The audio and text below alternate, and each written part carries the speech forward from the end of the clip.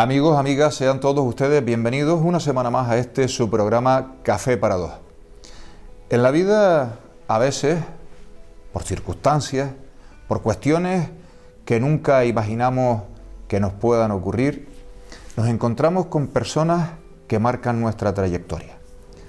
La trayectoria de Café para Dos hoy la va a marcar una persona y un personaje maravilloso. Una mujer que en un momento determinado también cambia el rumbo de su vida, pero se lo vamos a dejar que lo cuente ella. Juanate Gil, gracias por venir, por aceptar esta invitación de este humilde programa Café para Dos. Muchas gracias a ti, Juan, y a todo el equipo que está detrás de estas cámaras de Bregando Televisión.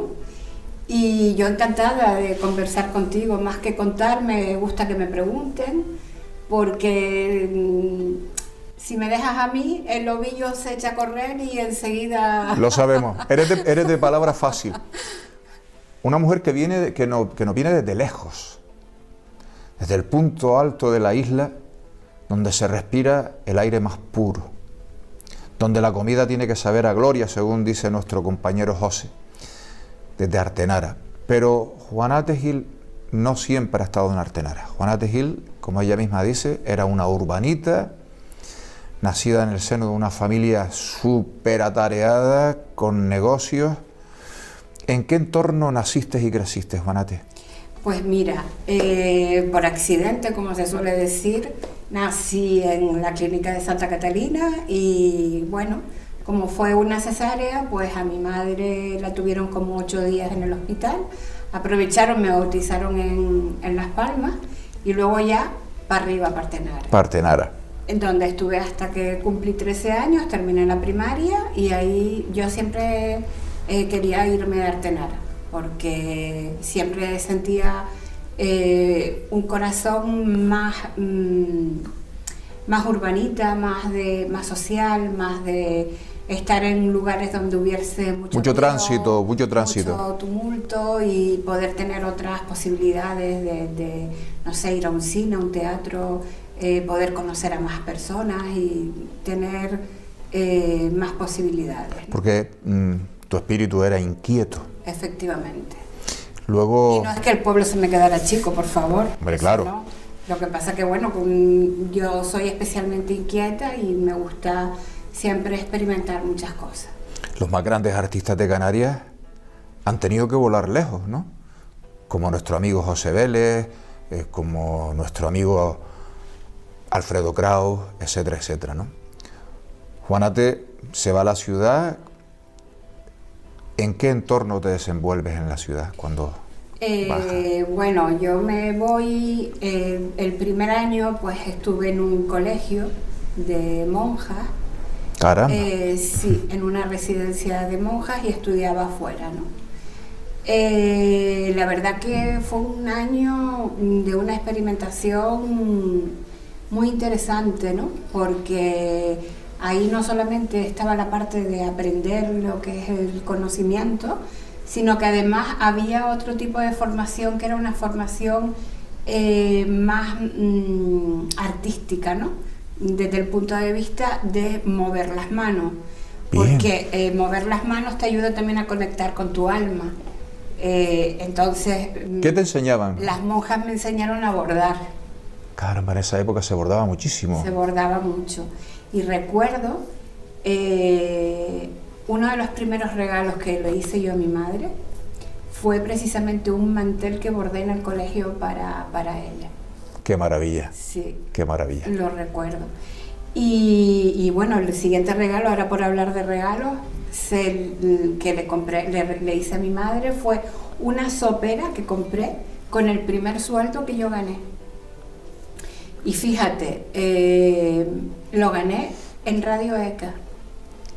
Casi nada, toda una institución. Vamos, era, ¿te acuerdas de los que hacían los intercambios? Sí, sí, y tanto lo viví. Vale, pues yo en Artenara fui quien hacía los intercambios los fines de semana. ¡Ay, qué maravilla! Incluso sin ser madre ni padre ni tener ni idea, llevé la escuela de padres de Artenara. Recuerdo en el salón parroquial de la iglesia estar con familias, con personas pues de muchísima más edad que yo, y yo allí llevando a la escuela de padres. O sea, es algo, ahí conocí gente muy interesante del mundo de la psicología y de la educación, que a lo largo de los años ha seguido manteniendo esa amistad. Antonio Castellano, por ejemplo, el psicólogo. Sí, muy conocido. Sí, por ejemplo, lo conocí en esa época. Es una maravilla la institución de Radio ECA. El café se me va a enfriar, yo con tu permiso. Vamos a tomarlo. Porque ya que estamos en Café para Dos... Ay, perdona, Juan, que te tenía que haber puesto a ti un poquito. Pero ¿sabes qué pasa? Discúlpame. Es la primera vez que lo hacemos en vivo. Sí. Porque las tazas son de Atrexo, pero fíjate tú que contigo vamos a estrenar café de verdad. Yo no le pongo azúcar, pero sí me gusta remover el café, no sé, es una manía que tengo, me encanta. Muy bien, pues esto es una primicia, ¿eh? Para todos nuestros amigos y amigas, que en Café para Dos por fin tenemos café de verdad en lo que es la entrevista. Y vamos a tener que hacerlo más a menudo, tener nuestra Buxir aquí en el estudio para calentar el café y calentar nuestro espíritu. Juanate, estamos en ese punto donde estudiabas, te desenvolvías con la juventud de la ciudad, ¿o con qué gente joven te movías tú? Bueno, yo tenía de todo, tenía mis amigos del pueblo, mis amigas, y también ya empiezas a conocer gente de fuera, ¿no? Sí, claro que recuerdo un montón de gente. Carmen, María José, gente que hace muchísimo tiempo que no veo. Me gustaba mucho salir, aparte de estudiar, me encantaba el relacionarme con la gente. Una de las cosas que me apasionaba era ir al cine, y me iba sola también al cine, me encantaba descubrir historias a través de las películas. Hablábamos antes de la entrevista que creciste con una familia que siempre tuvo negocios, tuvo empresas, y tú un poco estabas como, no sé cómo definir la palabra, ¿a ti te parecía que no encajabas? Enfadada. ¿Estabas enfadada? Sí, vamos a ver. El tema del mundo de los negocios en mi familia viene, fíjate, desde la madre de mi padre, que murió, o sea, su marido murió siendo joven, y claro, tenía 4 hijos que sacar adelante, y bueno, ya desde ese momento ella empezó a ser una mujer emprendedora rural, y por lo que me cuentan, tenía su burrito y se iba por los barrancos con la albarda cargada de cosas que pudieran necesitar la gente, porque claro, antes los campos eran como ciudades, claro. Antes era donde se vivía porque era donde había comida, ¿no? Claro. Todavía no había empezado en aquella época, me imagino los años 30, o incluso antes, no había todavía el turismo que tenemos hoy en día en las islas. Por supuesto. Entonces, claro, todo ese mundo rural pues estaba lleno. Y me cuentan eso, que ella vendía alpargatas, hilos y cosas que se pudieran necesitar para tener en las casas. Y también me decían que hacía pan y vendía pan. Entonces, bueno, de ahí entiendo yo que también a mi padre le vino su espíritu emprendedor. ¿Por qué lo vivió en casa? Y la abuela de mi madre, mi bisabuela, también tuvo su tienda en Aruca, fíjate. Entonces, claro, mi padre emigró a África, estuvo trabajando en el Sáhara. Vale, finales de los 50, principios de los 60. Y allí hizo pues su pequeña pellita y volvió a Artenara, ya era novio de mi madre. Entonces, nada, se casaron y se afincaron allí. Mi madre vivía con una tía en el centro del pueblo, y el edificio donde vivía esa tía de mi madre había una tienda, entonces, que la tenía alquilada.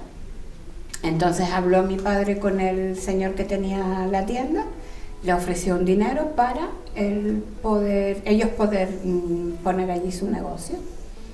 Pero antes de la tienda mi padre ya puso un taxi, que le llamaban el nervioso, era un Morris de esos antiguos. Y él empezó con el taxi porque él era chofer. Monta el restaurante, después del restaurante vino su segundo taxi. Y mi madre también monta una tienda de esos que puedes comprar desde un elefante hasta un alfiler. Ay, como los todos 100 famosos que teníamos. Efectivamente, ahí había de todo. Entonces, bueno, era una conjunción, ¿no? Restaurante por un lado y por el otro lado estaba el bazar, más los taxis, los 2 taxis que tenía mi padre. Pues era...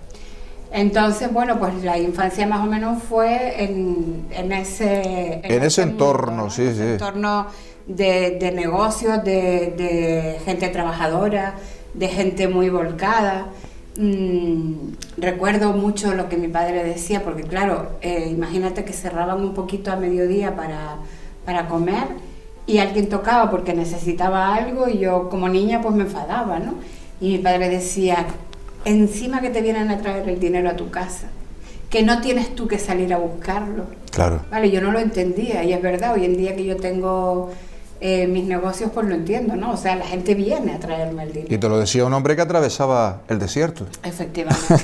¿Sabes? Es que es eso, es que entendemos a nuestros padres cuando ya somos mayores, ¿no? Los entendemos del todo. Tenemos que pasar ese ciclo vital. Me hablabas antes de empezar la entrevista de ese ciclo vital y quiero que me lo cuentes porque creo que lo llevas a su máximo extremo cuando tú regresas. Yo digo regresas porque nunca te fuiste del todo de Artenara, ¿no? Pero cuando regresas en plenitud. Yo quiero que me cuentes, que nos cuentes ese reencuentro tuyo con la Artenara plena, con la vida que tienes ahora, que antes me decías que todavía no te lo creías, ¿no? Cuéntanos. Eso sí que ha sido una parte bastante dura y bastante difícil desde el punto de vista y el sentido de lo social y urbanita que yo siempre me he sentido. Claro. Porque he tenido siempre esa necesidad de relacionarme, ¿no? De relacionarme con mucha gente, de tener muchos lugares a donde ir. Y de hecho, aunque yo viva en Artenara, ahora no, con la pandemia es distinto, porque sabes que tienes un toque de queda. Ya tienes que cuidarte mucho más, sobre todo yo que trato con clientes, claro. Entonces me tengo que cuidar para poder cuidar al cliente. Sí. Pero antes de que todo esto sucediera, yo 2-3 veces por semana pues siempre bajo. Me apunto en el gimnasio en Las Palmas, que si a clases de no sé qué, que si me pongo en una asociación de mujeres, que si, bueno, siempre busco un montón de actividades para poder salir y seguir relacionándome.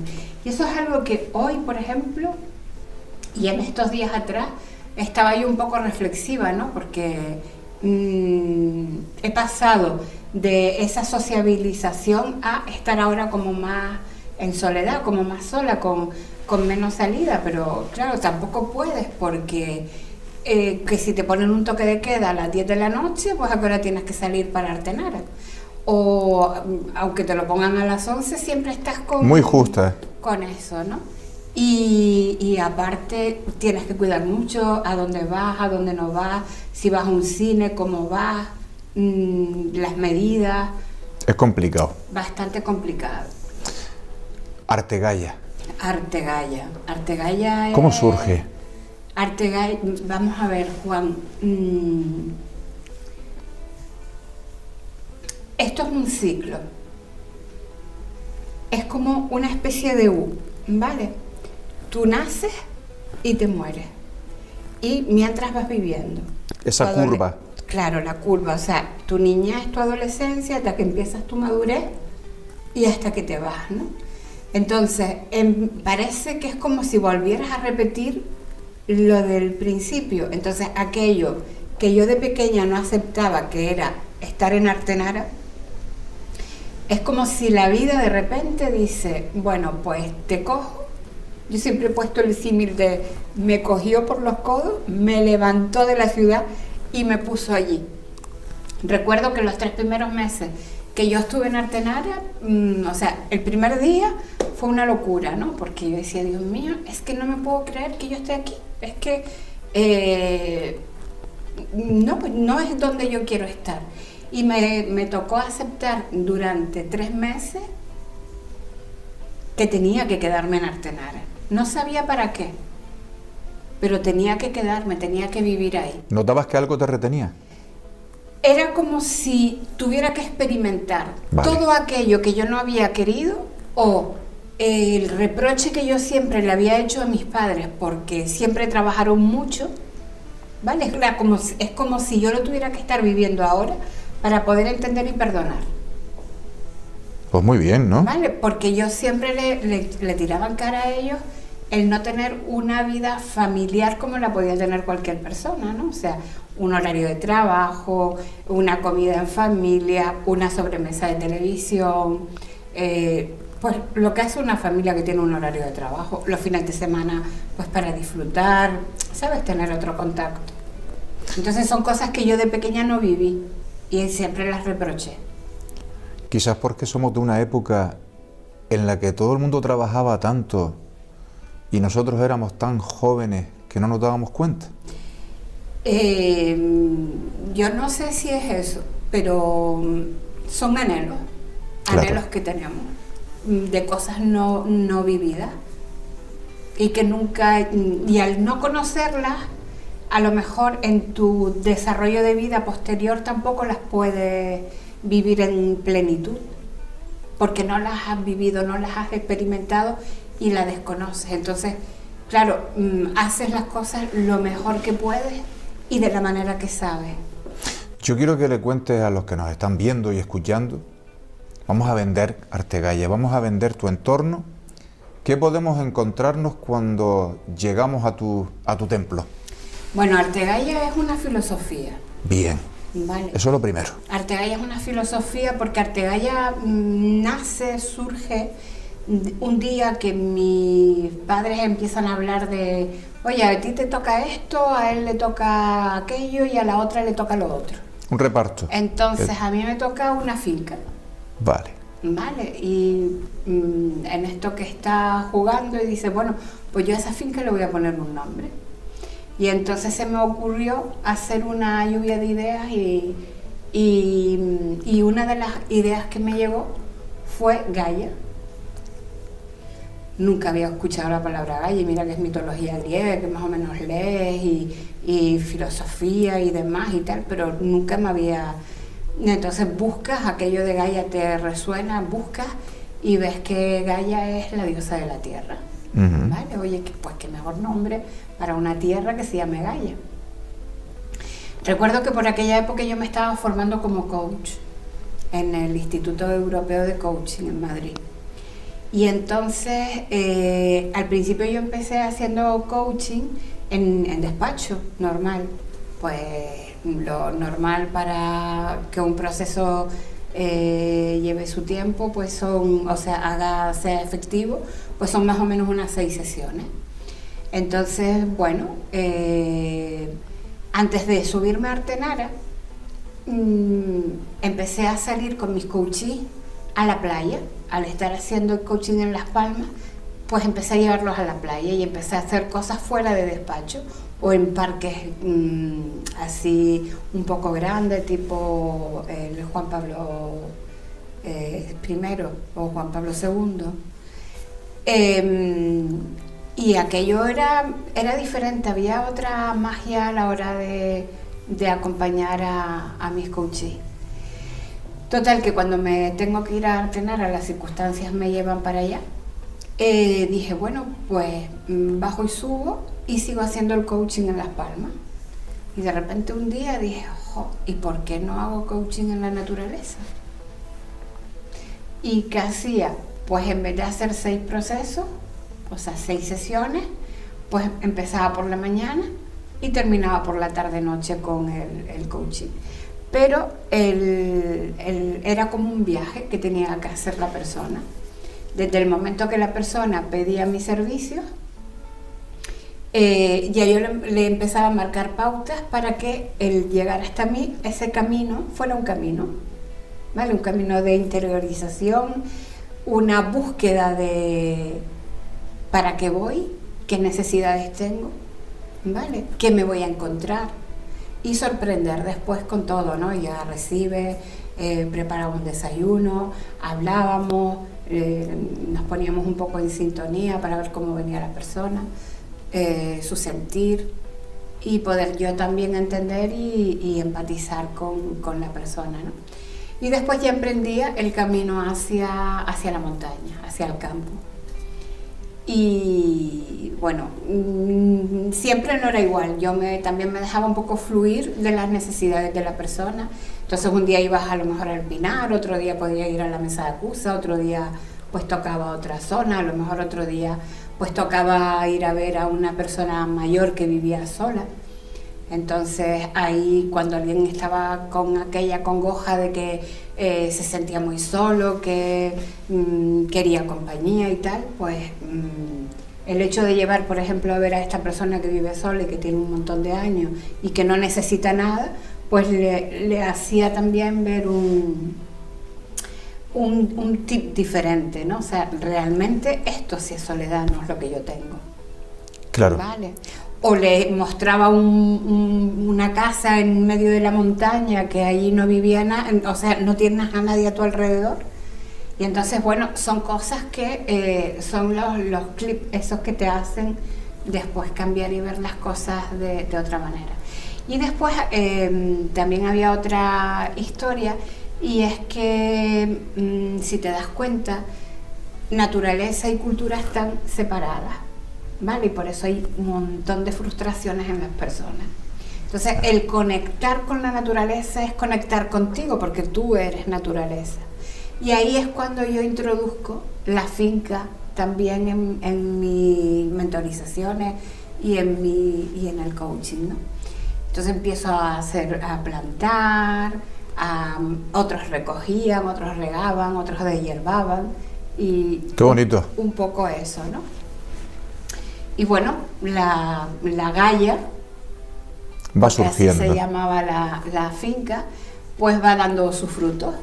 Pero ¿qué pasa? Que la galla también tiene sus gastos, y los gastos eran superiores a las entradas, porque yo, aunque hago un grupo de consumo en Las Palmas a los que le vendía pues las lechugas, las espinacas, los pimientos, las coles, los brócolis, toda la huerta, vamos.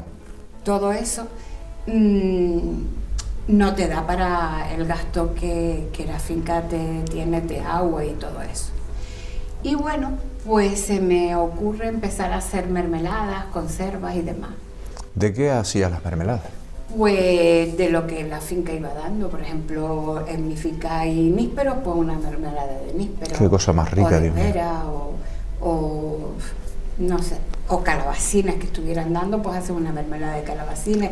O incluso a tus vecinos le puedes comprar cosas, o calabazas que también planté, mermelada de calabaza. Qué bueno. A lo mejor me traían maracuyá de la aldea y digo, pues una mermelada de maracuyá con calabaza, ¿sabes? Y bueno, y así va surgiendo. Entonces eso hay que venderlo, y el grupo de consumo pues se te va haciendo pequeño. Madre mía. Entonces dice, bueno, pues nada, mercadillo. Empecé en el mercadillo de Artenara, y luego pues se van abriendo otras puertas. Luego tenía mi casa al lado de la oficina de turismo, y mi casa un garaje, que era el cuarto trastero de todo lo que tenías que no sabías dónde meter, pues estaba allí dentro. Y entonces, bueno, pues vacié todo el cuarto, todo el garaje, y cuando pasaban los extranjeros abría y cerraba. Claro, yo no estaba dada de alta, pues no podía ponerme a vender. Claro. Entonces, bueno, pues subía y bajaba aquello, ofrecía las mermeladas, y los extranjeros la compraban, le encantaban. Encantado. Y gustaban mucho, y digo, bueno, pues esto es rentable. Y a los 3 meses de estar así, pues ya me doy de alta. Claro. ¿Cómo empiezo? Pues con una mesa vieja, antigua, un mantel encima, las mermeladas puestas, mi vecino Paquito, que lo conocen en la aldea como Paquito, que tiene colmena, y él me traía miel. Después estaba José Antonio Rodríguez de Arte Natur, que tenía vino. Pues mi mesa estaba con vino, miel, las mermeladas, y después había un chico que me traía queso. Pues ahí tenía 4 productos. Casi nada. En una mesita, ¿vale? Y claro, la pared, pues la piedra, la cueva, ¿no? Entonces por eso yo le llamé también la tienda cueva. Y nada, y entonces luego una amiga que está aquí en Ingenio, que es Tere León, ella había hecho coaching conmigo y estaba un montón de contenta y agradecida porque cómo le habían ido las cosas. Y un día me dice, mira Juanate, yo te voy a hacer una cajita de souvenir y te la voy a poner arriba y cuando los venda me los pagas. Pues así empezó el souvenir de Artegalla. Y entonces pues poco a poco, después la gente llegaba, oye mira, ¿y café dónde puedo tomar? A lo mejor estaban los restaurantes cerrados y tal, y digo, pues mira, yo preparo una cafetera de café y vendía el café. Y mira, y bocadillo. Al final empecé que si café, que si bocadillo, que si no sé cuánto, que si no sé qué, y fui creciendo y en un año pues aquello se convirtió en una tienda preciosa que tuve la perspicacia, no sé qué palabra usar, en aquel momento que teníamos de ministro a Soria y que estaba toda aquella problemática con las prospecciones y la sostenibilidad y todo aquello y todo el mundo enfadado con Soria, digo, pues yo, ¿para qué voy a hablar mal de Soria? Yo prefiero decirle a Soria lo que pienso. Entonces le escribí una carta y le dije que si quería venir a inaugurarme la tienda. Y vino. Siendo ministro de Turismo, Industria y Energía. Y que venga y le digo lo que significa sostenibilidad para mí y lo que pienso acerca de cómo está todo esto y de ese equilibrio que tenemos que tener entre naturaleza, sector primario y turismo, que por ahí es por donde tenemos que... ¿Y se lo explicaste, Juanate? Por supuesto. ¿Y él salió encantado? Hombre, te puedo decir que una de las cosas que a él, porque lo acompañó la mujer, se quedaron flipando fue porque... no me voy a acordar ahora del nombre de la fruta. Muchacho, la fruta esta que es un montón de áspera cuando te la tomas. El membrillo. El membrillo. Pero que es muy rico cuando se hace el dulce, ¿no? Mira, tenía membrillos allí y claro, ellos vieron el membrillo y empezaron a recordar cuando se lo comían en la... Ellos tienen casa por ahí por Melenara, por Telde, en la zona de Telde, sí. Sí. Y empezaron a contar las historias de cuando lo tiraban al agua en el mar y después se lo comían. Entonces, bueno, pues de alguna manera, esos son también cosas que al entrar para adentro y tienen que influir de alguna forma. Es el lado humano que todos tenemos, aunque lleguen a ministros, ¿no? Claro. Efectivamente. Y entonces, bueno, pues esa fue un poco...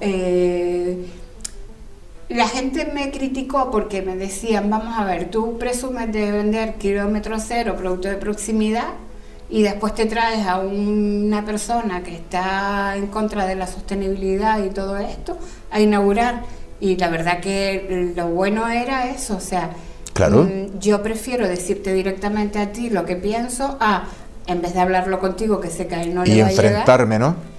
¿Entiendes? Entonces, eso fue una postura inteligente por tu parte, Juanate. Más que perspicacia, también es inteligencia. Y ser inteligente a veces es como los luchadores buenos.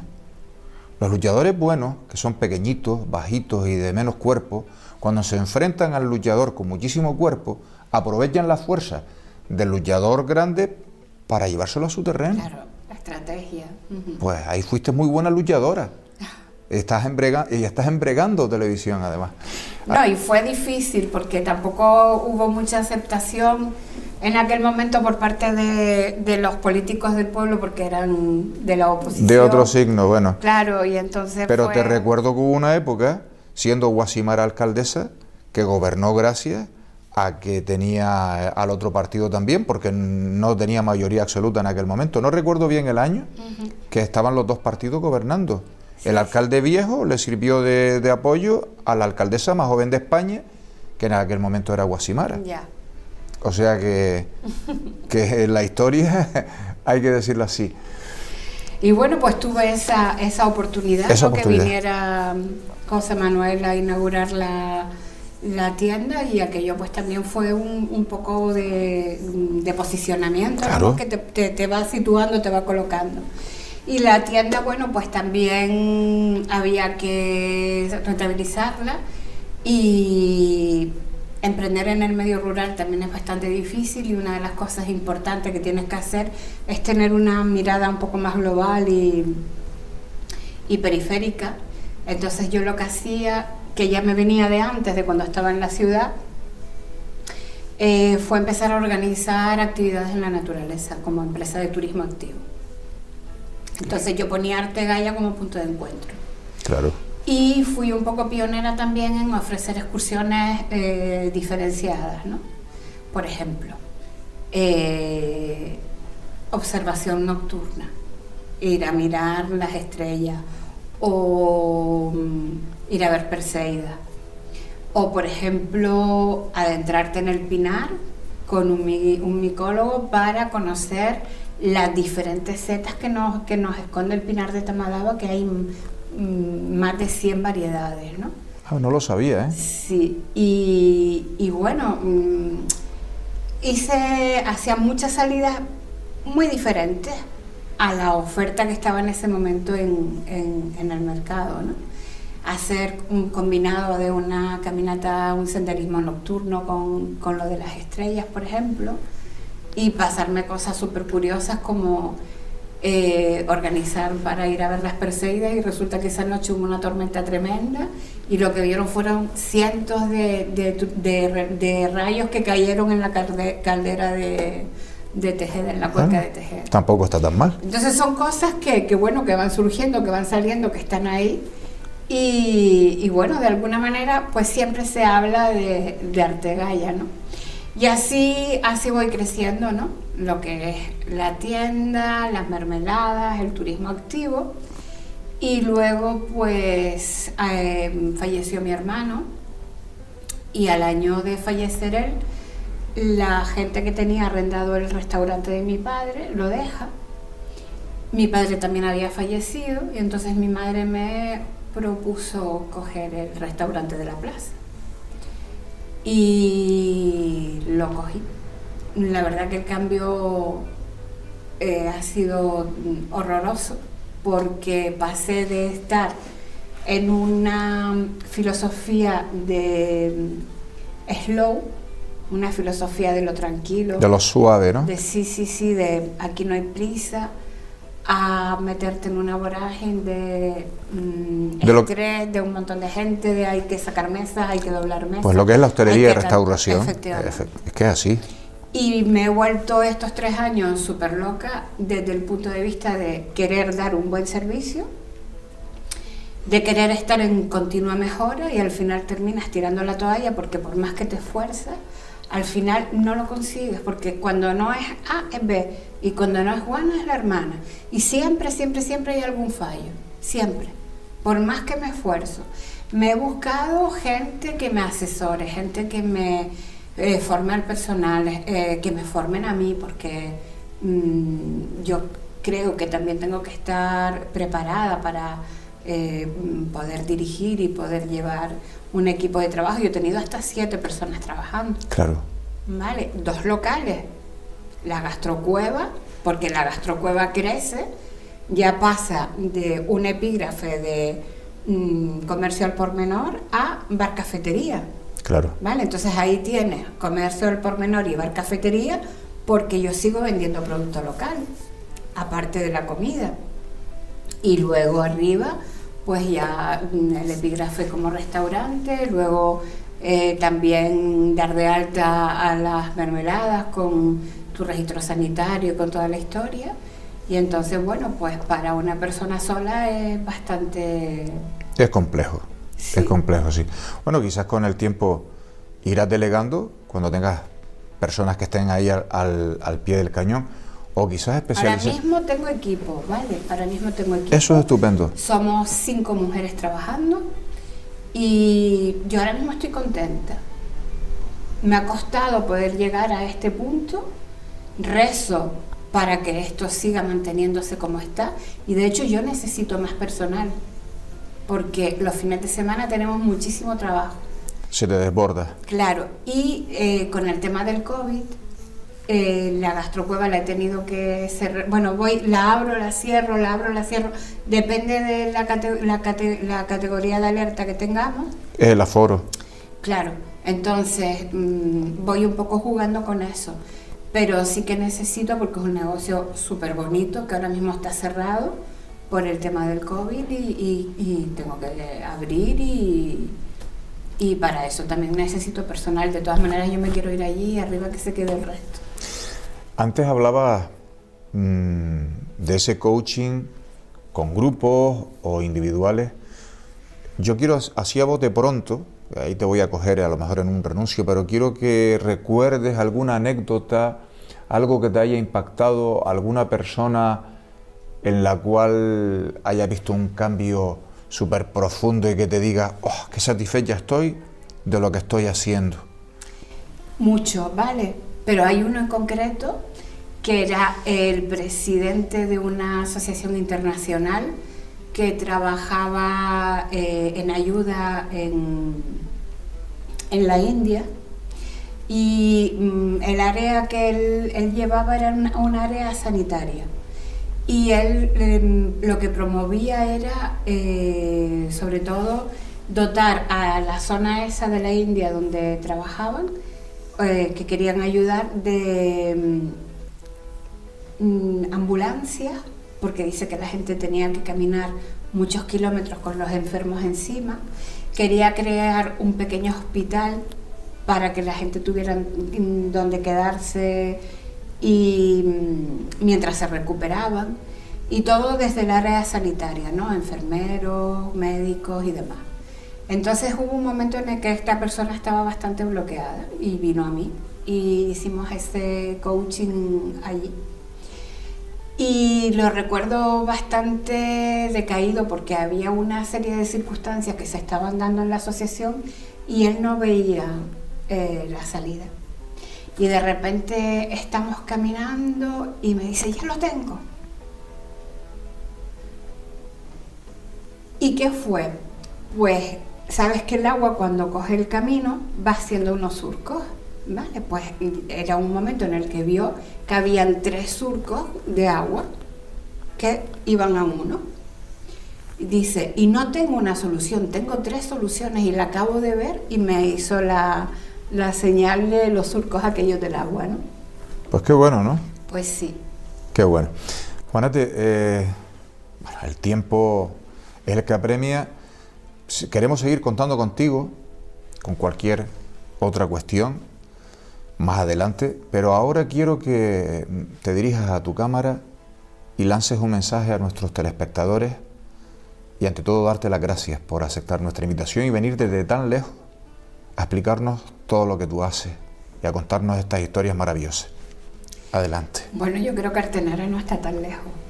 Estamos a, yo por lo menos, 45 minutos de la ciudad y bueno, desde el sur es la carretera un poco más sinuosa y tardas 1 hora y cuarto. Pero sí tenemos ese concepto de que Artenara está lejos, pero no está tan lejos. Mensaje, en estos momentos de tanta incertidumbre, aprender a manejar esa incertidumbre para poder estar en nuestro centro, poder tener paz, poder tener tranquilidad y afrontar todas estas vicisitudes por las que estamos pasando de la mejor manera posible, porque no es nada fácil la cantidad de familias que están ahora mismo en un ERTE o gente que quiere buscar trabajo y no lo encuentra y no saber qué hacer. Por eso mi recomendación es aprendan a manejar la incertidumbre para que puedan mejorar y avanzar en estos tiempos tan convulsos. Juanete, muchas gracias por estar con nosotros y seguiremos contando contigo. Muchas gracias. Es un enorme placer. Y el agradecimiento es mío siempre para ustedes. Gracias, Juanete. Pues ya lo saben, A nosotros solo nos resta desearles pues todo lo mejor y que nos encontramos aquí en Bregando Televisión en este Café para Dos. Muchas gracias.